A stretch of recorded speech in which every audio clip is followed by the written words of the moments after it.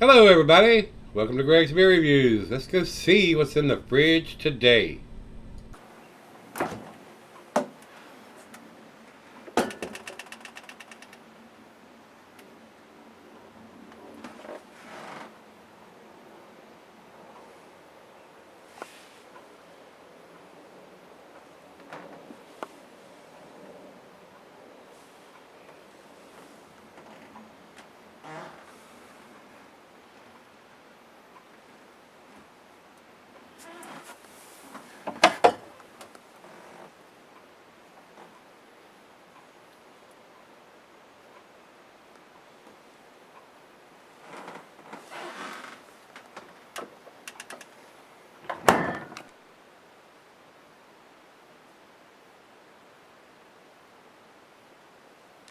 Hello everybody, welcome to Gregsbeerreviews today. Thanks a bunch for stopping by. Today's beer, we jerked this out of the cellar and fridge downstairs. And we just did the 2013, and I had the 2014 to also. This was sent to me by my brother Rico. And we're going to get this one reviewed because, like I said, I'm pulling some of these bigger beers out of the closet and the cellar and fridge downstairs to match up with the IPAs and the double IPAs, which I've been getting more of than the bigger, heavier, darker beers. And since now that I'm only allowed 2 beers a day because of calorie intake, I try to do one of the lower ones, pale ales, IPAs, and double IPAs, and then one of the bigger ones, the barley wines, the stouts, and imperial versions of those, and porters. And that's my 2 beers for the day. So, with that being said, this is the 2014 edition of Sierra Nevada's Bigfoot. And of course, as I've told you a bunch of times, Untapped, usually, not always, has these differentiated between the years, where Beer Advocate just clumps them all together. This is a 9.6%. Untapped has it at 90 IBUs. And of course, it's been a 2014. They're no longer producing a 2014. They do these beers every year, or I don't know how many. If they do it multiple times a year, they do it at least once a year. So we're going to see how well this one is cellared. We're in 2019 now, and this is a 2014. So the 2013 cellar very well, and I expect this one to be pretty close in line to where that one was. Not expensive beer to buy. Probably more expensive now than it was in 2013 and 2014, but that's the way everything is. Everything's more expensive than it was then. But and I'm not going to read this big long commercial description. It basically says the same thing on this one and it did on the 2013 edition. It is a barley wine, guys. It should have a nice sweet aroma. Should get some nice maltiness there and your typical barley wine aromas and taste. So with that being said, let's get on with this one. Get the cap off of it. And this has 2014 on the label and on the top of the cap. Like this, a little bit of smoke. Into the glass we go. And guys, we're going to go right down the center on this one. Seems like it's got a nice carbonation level to it. Of course, it's not a 14%er, so being only 9.6. We got a decent amount of head on this pour. About a finger and a half of head. It is very cloudy, nice and brown, kind of murky. Good looking beer though. To the nose we go. Nice sweetness, being a barley wine. Roasted malt, caramel, toffee. Might be a hint of some molasses in there.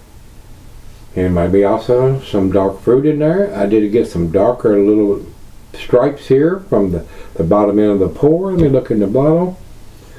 It did have some sediment in there where it's been sitting in the bottle for about 5 years. I don't know exactly when in the year that part of the year they do it. It doesn't tell me on this one. It may, well, I take that back. It does have something written in black on it, but I can't see it with the condensation. We'll take a closer look at that and see if it has a month, day, and a year on it when we come back.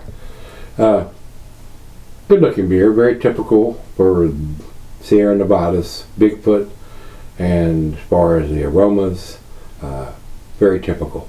This beer sellers very well, guys.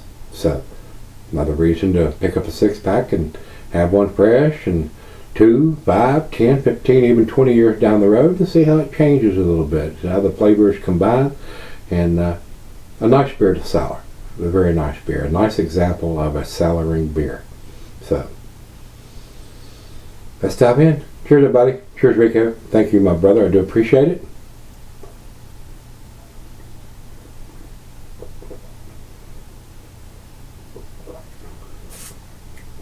Tastes a lot like the 2013 edition did. Strong body notes. Nice sweetness to the back end. You can taste the bittering hops. 90 IBUs. That's a big IBU, but it takes a lot of bittering hops to balance out a beer. I think their bittering hops are a little heavy, but I'm not the brewer. It's probably where they want it to be, and they probably use the same recipe year after year after year. It seems to be very popular, and it seems to sell well for them, or they wouldn't keep producing it.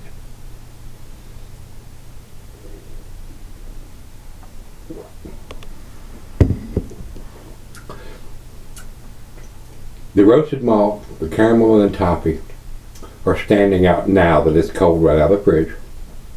Maybe some dark fruit in there. It will come out once it warms up, and that's what we're going to do. We always do with every beer. But very pleasant, a nice cellaring beer, and this is no exception. So if you have a 2014 cellaring somewhere, whether in your closet or a refrigerator, this one is an excellent one to cellar, guys. So we'll sip on this for a little bit and see if we can detect any dark fruit notes or anything like that when we come back, and see where it ends up in the grade scale. Alright, guys, I'm back. I turned the camera on, I got back, and then recorded for about 5 seconds, and it cut off by itself. What the hell is up with that? Guys, as you can see, the beer is gone. I did the final chug on this beer. Very tasty beer, a nice cellaring beer. The bitterness is a little strong to me. I probably said that on the 2013 edition, this being a 2014 edition. It's a very tasty beer, a great beer to cellar. Depends on what you like to drink in a barley wine style ale. This beer is very tasty, but I think the bitterness is a little heavy for my taste. I think it's probably exactly where they want it to be, because they brew this beer over and over and over again. So with that being said, it is a very tasty beer worth buying and picking up. It's not a super pricey beer to buy, but I think the bitterness is a little strong, and I think I may have said that on the 2013 edition. 2014 edition is basically the same. It's the same beer, the same recipe, I would guess. Nice roasted malt notes, caramel toffee, a little heavy on the bitterness, some dark fruit maybe in there, dates, raisin, plums, or figs. Very enjoyable beer. I don't think it's a world-class beer in the style, but I do think it's a A beer, and I'm going to give it an A-. 92 for me on this one. I didn't go back and look at the one I did a couple weeks ago. Guys, all the beers that I reviewed, I don't remember what I gave a beer yesterday, much less a week ago. So if I gave it a lesser grade, it is what it is. It all depends on what you like to drink. Don't base your buying preferences on what this guy says. It's just my opinion. And that and 50 cents or $1, depending on where you're buying your coffee, get your cup of coffee.